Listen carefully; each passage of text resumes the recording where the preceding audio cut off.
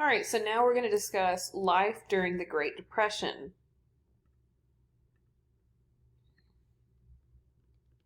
Life in the city.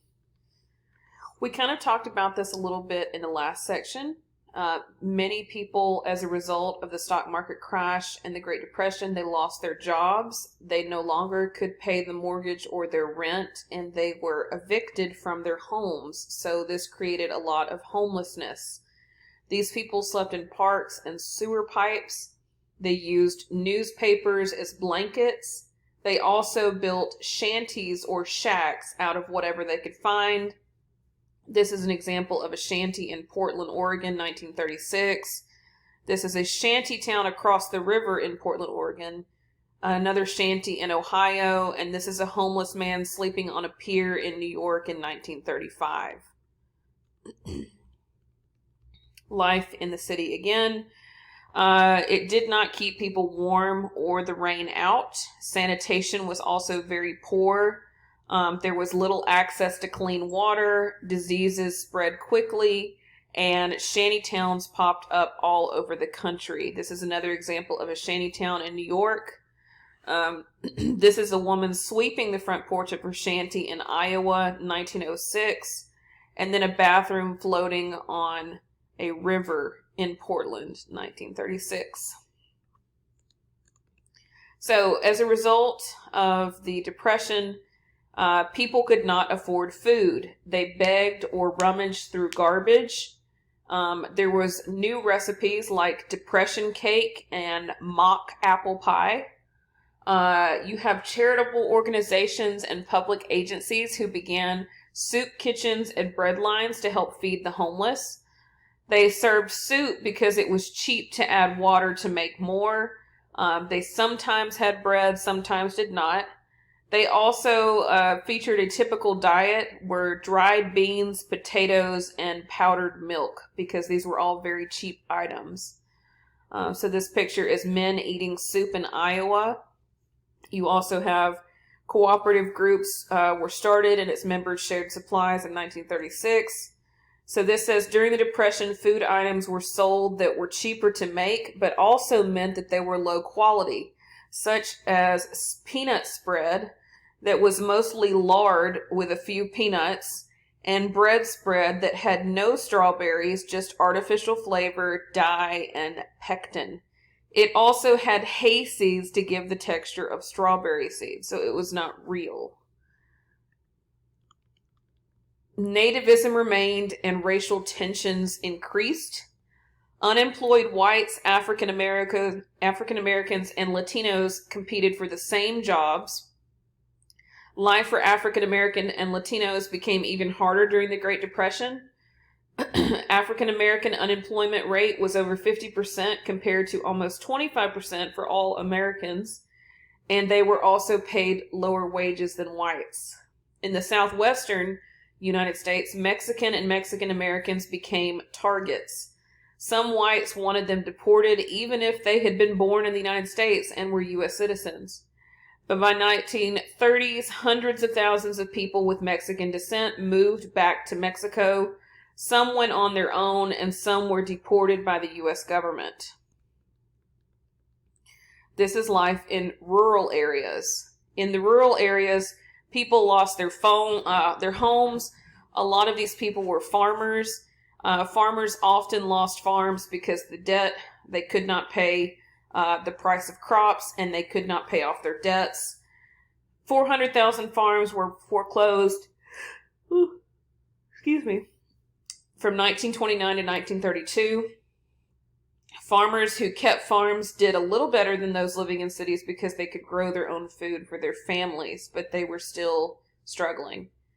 These are evicted families in Missouri. Again, you have shanty towns. And this is an evicted sharecropper with her family's belongings in Missouri in 1939. Again, nowhere to go. She's just there with her things. Again, here's another picture. So again, with the rural areas, some turned to sharecropping, but they still struggled. This is an evicted family in Missouri. This picture here is a daughter of an evicted farmer. She makes dinner in Missouri. Notice she's kind of in a tent kind of situation. And this is a shantytown in California in 1936. Another thing that happened during the Depression era was the Dust Bowl. So, in the early 1900s, farmers plowed the Great Plains in the Midwest. It removed the protective layer of grass from millions of acres. The rich soil was great for growing crops. Farmers increased crop production and the nutrients depleted.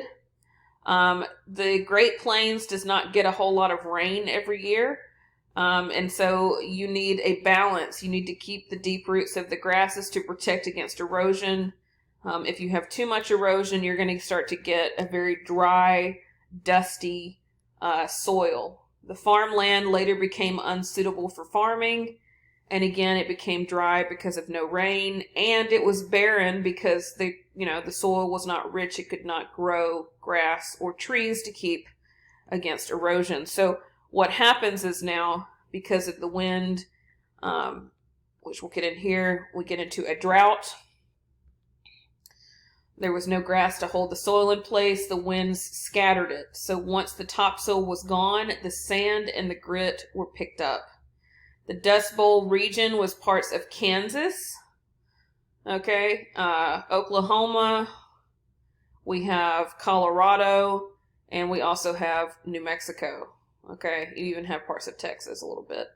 But this was the hardest region hit by the drought. So this picture here, the devastated field in Kansas, notice it just kind of looks sandy. And then you have here in this picture the eroded fields in Colorado of 1938. You also know we've talked a little bit about the Great Migration. So the frequent dust storms created unsuitable farmland, and you also have evictions. Over 2.5 million people left the Dust Bowl. So they left the Midwest. Hundreds of thousands of farm families migrated to California and other Pacific Coast states. Many living in the West did not want, they called Okies, settling there. Billboards were put up along the highways heading west that said no jobs in California. If you are looking for work, keep out. The left here is a picture of a homeless mother with one of her 7 children. They are walking from Phoenix, Arizona to San Diego, California, because the father once lived there. She's literally a single mother with 7 children.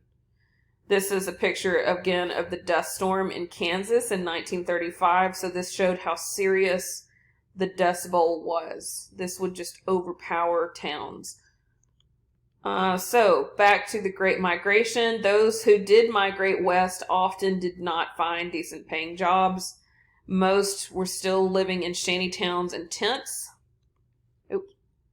This is the inside of a migrant farmer's tent in California in 1939. This migrant family was returned to Oklahoma by the Relief Administration. Their baby died from winter exposure. They had to sell their tent and car for food. This is horrible. This was a migrant family's dinner table in California in 1939. So for the people who did stay in the Midwest, who decided to stick out the Dust Bowl, crops died from lack of rain, and livestock choked to death by dust and storms. Some dust clouds were over a mile high and could darken out the sky, sometimes for days. They were nicknamed black blizzards. They were reported all the way in New York City and Washington, D.C. So again, this is a picture of a black blizzard in 1936, and this is in 1934. So the dust would drip like snow, and people had to shovel it. Dust would get into homes through small cracks and coat food, furniture, and skin. It caused dust pneumonia, also called the brown plague, because these people would breathe this stuff in and it would get in their lungs. Some people even died. In 1934, there were 35 million acres that were useless, and another 125 million acres were quickly losing topsoil. So the Dust Bowl, again, like we said, was because of over-farming and also lack of rain. Dust Bowl, so it says that dust reached the East Coast thousands of miles away. One windstorm in 1934 carried millions of tons of dust and actually coated the Statue of Liberty and the U.S. Capitol building. Between 1935 and 1937, the federal government tried to prevent soil erosion in Nebraska by planting trees, building dams, ponds, and terraces. The drought ended in 1939, but the economic effects lasted into the 1950s. This was a mentally difficult time for people. If, we talk about mental awareness and mental health in 2020, but I can't personally imagine anybody who grew up during this time period. It was a really hard life. My grandfather was actually born in 1932, so he kind of grew up during the end, I guess, or the little, part of the Depression era, and he's told me stories. It's just, they had nothing. Everybody had nothing. So the federal government did not offer help. Men struggled with not being able to take care of their families. I can't imagine what that would do. Typically, men are kind of looked at as like the providers. And if you feel that you can't do anything to take care of your family, that's got to be very taxing on you emotionally and mentally. Some cities and charities did offer relief, but it was not enough. Many men would wander the streets just looking for work, and some men abandoned their families and became hobos. They rode in railroad boxcars and slept under bridges. There were about 300,000 hobos during the Depression, and most were men. This picture here, it says dust drifts in a hobo jungle in Missouri. Women also struggled. This is a very famous picture during the Depression era. So many women canned food and sewed clothing. Those who worked outside the home made less wages than men. Women, and often married women, would face anger from those who thought they were taking away jobs from unemployed men. So it's like you can't win. Some businesses and even schools would not hire a married woman during the Depression. So it says that women struggled to take care of their families. So this is again a homeless woman. She is outside of a shanty town, and these are her children that she's just struggling to take care of. Children also suffered. So families did not have money for health care. Poor diets caused nutrition problems. And if you've ever seen pictures like this of a child, for example, they look like skin and bones everywhere, except they've got a very strange, kind of poked out stomach. It says this child has a distended stomach caused by malnutrition and eating too many starchy foods. This was common during the Children of Farmers in Oklahoma of 1939. This girl to the left has a bone disease. Her family had no food, no shelter, no money, and almost no gasoline, so she is forced to try to get around on these crutches. Malnutrition and diet-related disease rose. Rickets was also common, which was a lack of vitamin D because of little milk, which I will show you. Rickets is the softening and weakening of bones in children, usually because of an extreme and prolonged vitamin D deficiency. Rare inherited problems also cause rickets. Vitamin D helps your child's body absorb calcium and phosphorus from food. I'm not going to show the pictures. You can Google that yourself. So we go back to PowerPoint. So, welfare programs for children were also cut. Some schools were closed. Some children worked in horrible conditions.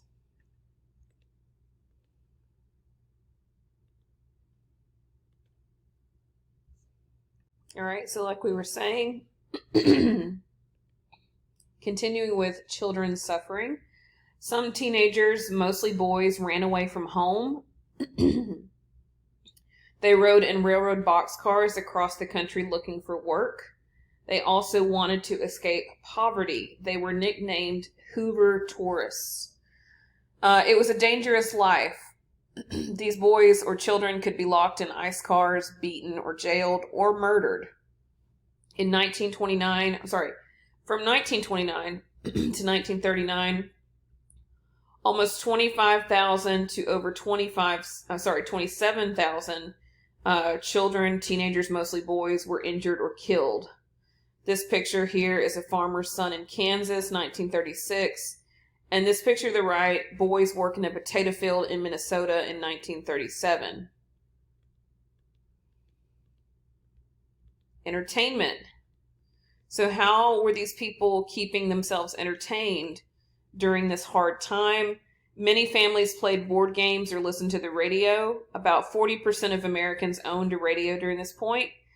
There were popular broadcasts known as Amos and Andy, Sherlock Holmes, and The Lone Ranger. They also were big into sports. Baseball was the sport during this time. And then you slowly start to see the emergence of college football beginning to be a big deal.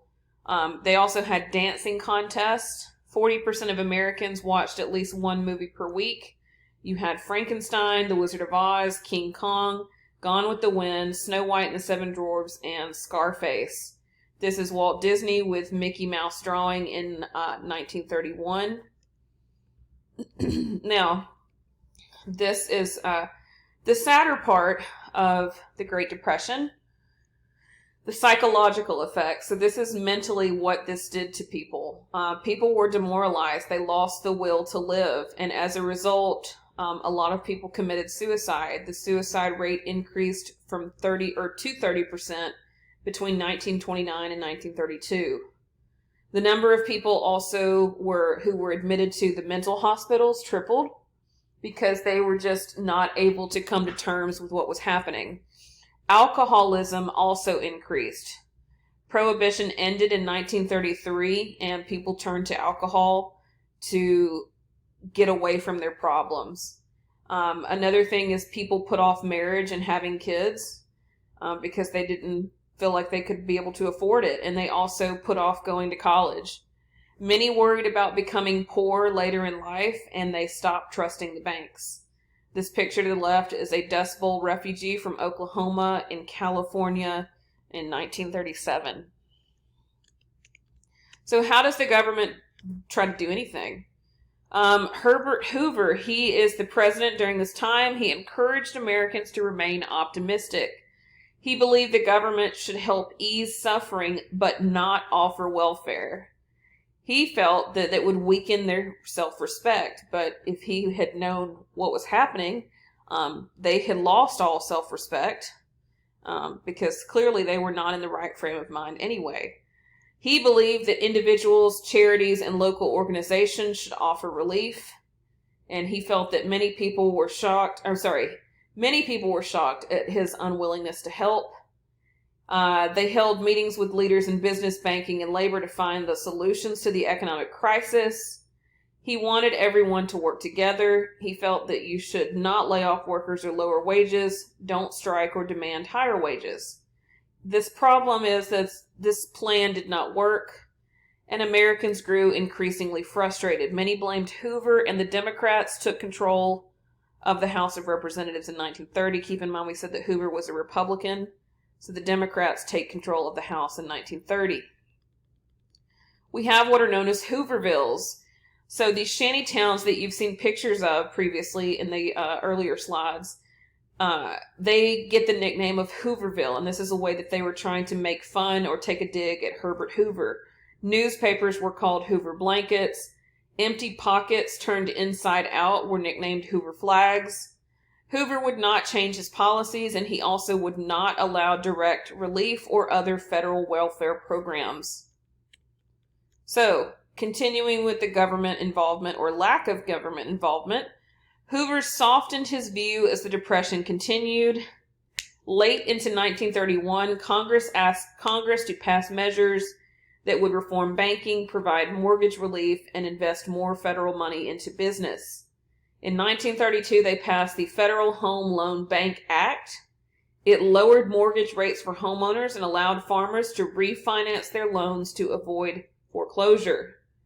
It passed in 1932.